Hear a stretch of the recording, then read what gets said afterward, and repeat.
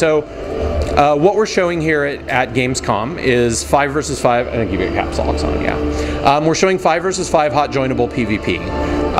And so the 5 versus 5 PvP is all part of our competitive PvP. So we have two types of PvP. We have competitive PvP and world versus world. We're not showing world versus world just yet. We are showing competitive PvP.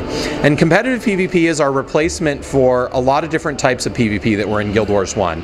So it's our replacement for GVG, Hall of Heroes, Random Arena, all of those things kind of rolled up into one. One of the things that we thought was that we had too many different types of PvP, and that sort of splintered our player base. And it was also true that things like Guild versus Guild, it was very hard to be a casual player or a player that wasn't a really hardcore player and be able to even learn Guild versus Guild, because you had to have those 16 players that you knew to play it, right?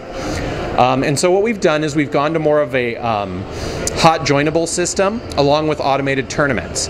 And the hot joinable system is very similar to what you might see in a first-person shooter. So what you do is you go up to a player in the PvP lobby map and you look, and he's going to have a list of different servers that you can join. So for example, if you're looking for a 5 versus 5 game, you'll see, you know, there are 8 of 10 players in this map, there are 7 of 10 players in this map, and you can go ahead and join. And it's a much more casual form of PvP, so you can see that here. So he can just join any of those. You see we go up to 10 versus 10 in our casual play, and so you can go up to 10 versus 10. And he can join a server, and if he likes the players on that server, he can keep playing on that server, and all those players will play together, and it'll just keep rotating through the game types. He doesn't have to get into a queue. He doesn't have to like get out and get back in. At the same time, if he's playing with some rude players or people he doesn't like, or he's not working well with them, he can just go find another server. So he's not stuck playing in a game that was matched by the computer. So our game type here is basically a capture point game type. So you see we got blue base and we've got red base, and then there are 3 points in between. There's the windmill, the clock tower, and the mansion.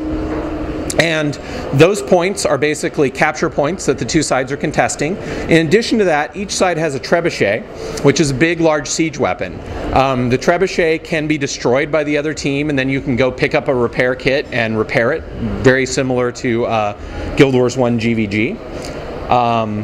And we'll show you a little bit of the map here.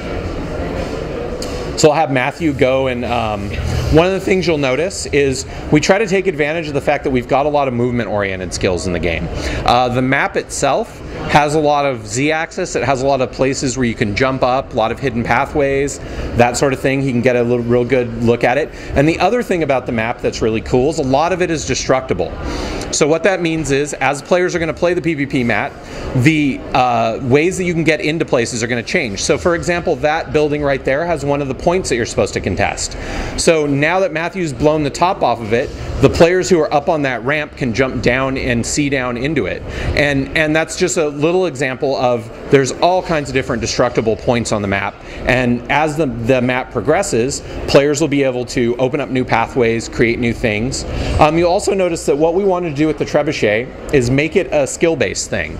So he's got his controls down there, and you can see he's got rotate left and rotate right, as well as a button that controls the power of the trebuchet. Now when he holds down that button, he'll see a little meter, and that determines how far the shot goes. And so we want this to be a matter of skill for some players, who they can come in, and again, if they choose to play this way, they can get really good at shooting this thing and be a master of, I can hit that point every time because I know exactly how much I have to do.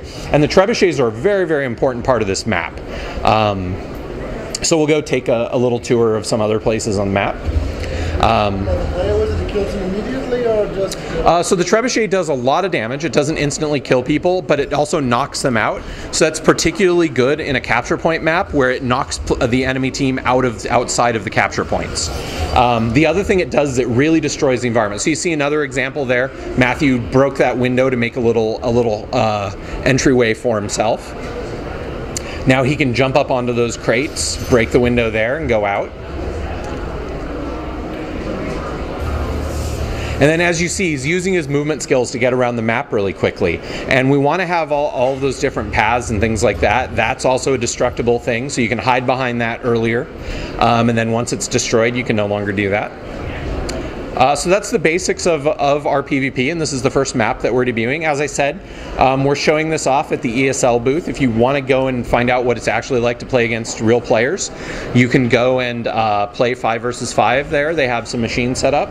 We're also doing exhibition matches between the European Guild Boon Control and a team of our better dev players, and they'll be showing off what really good players can do in Guild Wars 2 PvP.